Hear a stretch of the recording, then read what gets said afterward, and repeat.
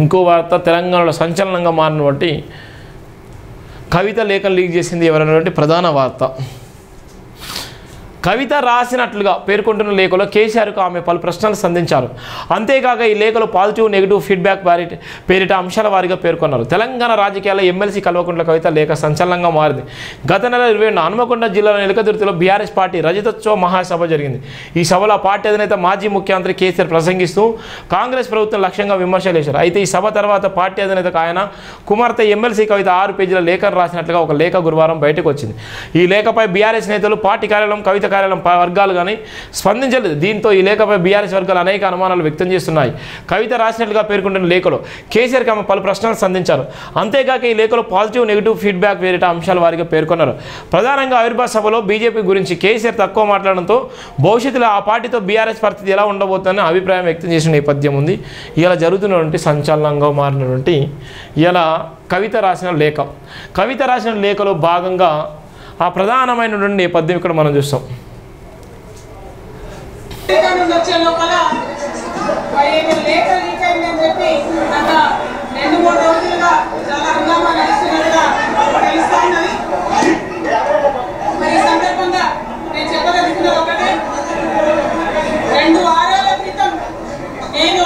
గౌరవనీయులు పెద్దలు కేసీఆర్ గారికి లేఖ రాయడం జరిగింది. ఆమె లేఖ రాసింది వాస్తవమే. కవిత గారు లేఖ రాసింది వాస్తవమే. ఏం రాసిందో ఆమె మాటల్లోనే.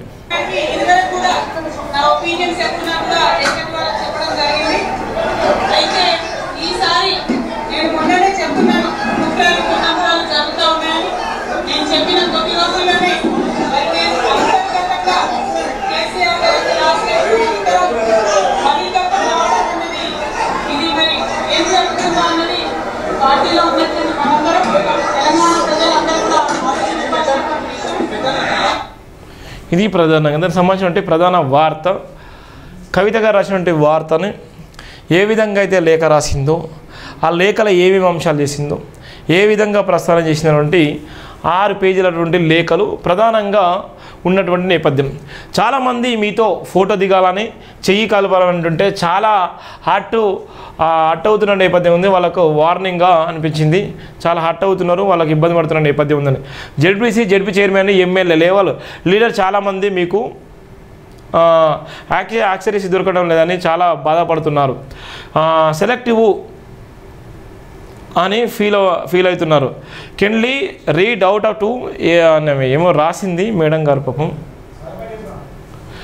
కాంగ్రెస్ మీద ఎవరైతున్నారో కవిత గారు రాసినటువంటి లేఖను టీవీ5 వాళ్ళు బయట పెట్టడం జరిగింది. టీవీ5 వాళ్ళు 6 పేజీలు లేఖను కూడా బయట పెట్టడం జరిగింది. చాలా మరి ఎట్లా ఉందో ఇవన్నీ 6 పేజీల లేఖ సంబంధించినటువంటి ఉంది. ఇక్కడ 6 పేజీలకు సంబంధించినటువంటి నేపథ్యంలో వాళ్ళు ఏవైతే చేసిల్లో, ఎవరైతే మాట్లాడాలో ఫైనల్గా 2వ తారీఖు 5వ నెల 2020 తారీఖు రాసినటువంటి ఈ లేఖ రాసింది daddy congratulation on the success of the meeting. కొన్ని విషయాలు నా దృష్టికి వచ్చినవి మీతో షేర్ చేస్తున్నాను. పాజిటివ్ ఫీడ్బ్యాక్ అనేటువంటి నేపథ్యం ఉంది. ఎవరైతే ఉన్నారో వాళ్ళందరూ కూడా ఆమె అభిప్రాయం చెప్పింది. 6 పేజీల లేఖను అభిప్రాయం చెప్పింది. ప్రధానంగా 2వ తారీఖు 5వ నెల 2025న కంగ్రాచులేషన్ చెప్తూనే ఏవైతే ఉన్నదో ఉన్నటువంటి ఫీడ్బ్యాక్ సంబంధించినటువంటి అనేకమైనటువంటి అంశాలు పాజిటివ్ కోణంలో చెప్పింది, నెగిటివ్ కోణంలో చెప్పింది. ఇప్పుడున్నటువంటి క్యాడర్ ఏ విధంగా చేస్తున్న నేపథ్యం చెప్పింది. క్యాడర్ ఎవరెవరు ఏ విధంగా చేస్తున్నారు, జెడ్పీటీసీలు కానీ, జెడ్పీ చైర్పర్సన్ కానీ, ఎమ్మెల్యేలు కానీ, జెడ్పీ చైర్పర్సన్లు కానీ, ఎవరైతే పార్టీ కోసం కష్టపడేటువంటి లీడర్స్ ఎవరున్నారో వాళ్ళని దృష్టిలో పెట్టుకొని ఏ విధంగా మనం వాళ్ళకి సపోర్ట్ ఇవ్వాలి, ఏ విధంగా వాళ్ళకి మనం ఫీడ్బ్యాక్ ఇవ్వాలి, మనం ఇవ్వలేనటువంటి పరిస్థితి కూడా ఉంది అనేటువంటి నేపథ్యంలోనే 6 పేజీల లేఖను రాసింది. ఈ లేఖలో ఉన్నటువంటి అనేకమైనటువంటి అంశాలు కూడా ఇచ్చింది. ఇక్కడ ఉన్నటువంటి అనేకమైన మీరు ఆపరేషన్ కగార్ మీద మాట్లాడడం చాలామందికి నచ్చింది. ఇక్కడ ఉన్నటువంటి పాజిటివ్ కోణంలో చెప్పింది, నెగిటివ్ కోణంలో చెప్పింది. ఎవరైతే ఆపరేషన్ కగార్ ఉందో దాని విషయంలో కూడా మీరు తీసుకున్నటువంటి నేపథ్యం, మీరు మాట్లాడిన నేపథ్యం చాలామందికి నచ్చింది. చాలామంది కూడా దాన్ని పాజిటివ్గా తీసుకున్నారు అన్నటువంటి నేపథ్యం ఉంది. 3వ పాయింట్లో 4వ పాయింట్లో కాంగ్రెస్ ఫెయిల్ మీరు చెప్పినారు చాలా బాగుంది అనుకుంటున్నారు. కాంగ్రెస్ ఫెయిల్ అయిందని కూడా మీరు చెప్పారు. దాని విషయంలో చాలామంది కూడా బాగుంది, నిజంగా మీరు చెప్పినటువంటి ఆ అంశాన్ని ఏదైతే ప్రశ్నించాలో దాని విషయాన్ని కూడా పాజిటివ్గా తీసుకున్నారు అనేటువంటి నేపథ్యం ఉంది.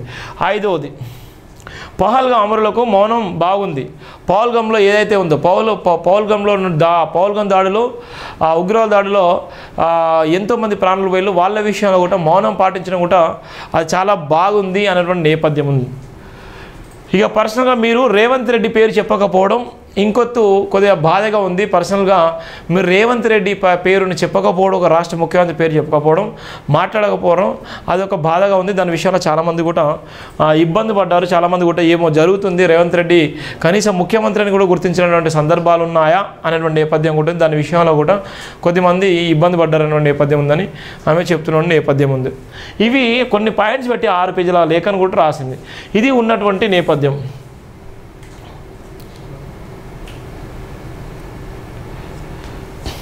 6 పేజీల లేఖ ఇక్కడ చాలా రాసింది. 7వది, 8వది, చాలా విషయాలు కూడా రాసింది. చాలామంది మిస్గైడ్ చేస్తున్నారు. చాలామంది మీతో ఫోటో దిగాలనిపిస్తుంది, వాళ్ళు దిగలేకపోతున్నారు. వాళ్ళు చాలామంది బాధపడుతున్నారు. మీరు కూడా అందుబాటులో ఉండండి, ప్రజలకు అందుబాటులో ఉండండి.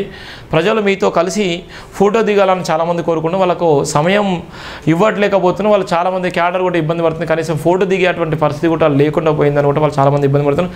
వాళ్ళందరూ కూడా నా దగ్గరకు వచ్చి చెప్పుకుంటున్నారు, ఇవన్నీ చెప్పండి డాడీతోనని చెప్పడంతోనే మనోవేదన గురైపోయి పార్టీని కాపాడుకునేటువంటి సందర్భంలోనే, పార్టీకి అందుబాటులో ఉండాలనే సందర్భంలోనే ఇవన్నీ విషయాలు మీతో పంచుకున్నటువంటి సందర్భాలని లేఖ రాసిన సందర్భాలనే ఇది కవిత గారు రాసిన లేఖ.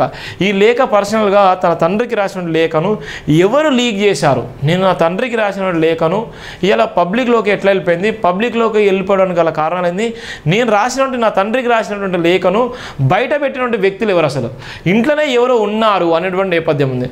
ఇలా ఉన్నటువంటి అంతర్గతంగా డాడీకి రాసిన లేఖను బయట పెట్టినటువంటి వ్యక్తులు ఎవరు, వాళ్ళని గుర్తించండి. ఎవరో కుట్ర కుతంత్రాలు చేస్తున్నారు. పార్టీలోనే చాలామంది ఇవాళ ఉన్నటువంటి చాలామంది సమాచారాన్ని, పర్సనల్ సమాచారాన్ని కూడా ఇవాళ ఉన్నటువంటి రాష్ట్ర ప్రభుత్వాలకు అందజేసేటువంటి నేపథ్యం ఉంది. వాళ్ళని గుర్తించాలని కూడా ఆమె మనోవేదన గురై చెప్పిన సందర్భంలో ఇది జైబిన్ దినపత్రికలో ఉన్నటువంటి ప్రధాన వార్తలు, వివిధ దినపత్రికలో ఉన్న ప్రధాన వార్తలు. దయచేసి ప్రతి ఒక్కరు కూడా జైబిన్ టీవీ ఛానల్ సబ్స్క్రైబ్ చేసుకోండి, షేర్ చేయండి, విలువైనటువంటి కామెంట్ చేయండి. ఇది మన ఆత్మగౌరవ నినాదం, ఆత్మగౌరవ సబ్బండ కులాల ఆత్మగౌరవ త్యాగం. దయచేసి ప్రతి ఒక్కరు కూడా సబ్స్క్రైబ్ చేసుకోండి, షేర్ చేయండి, విలువైన కామెంట్. నాకు ఇంకా కోల్డ్ తగ్గలేదు. నేను 2 డేస్ జ్వరంతోనే ఉన్నాను. ఇప్పుడు కూడా కొద్దిగా జ్వరంతోనే ఉన్నాను కాబట్టి నేను చెప్పలేకపోతున్నాను, మాట్లాడలేకపోతున్నాను. దయచేసి ప్రతి ఒక్కరు కూడా సబ్స్క్రైబ్ చేసుకోండి, షేర్ చేయండి, విలువైనటువంటి కామెంట్ చేయండి. ఇది మన ఆత్మగౌరవ నినాదం. Thank you so much. జై భీమాల్.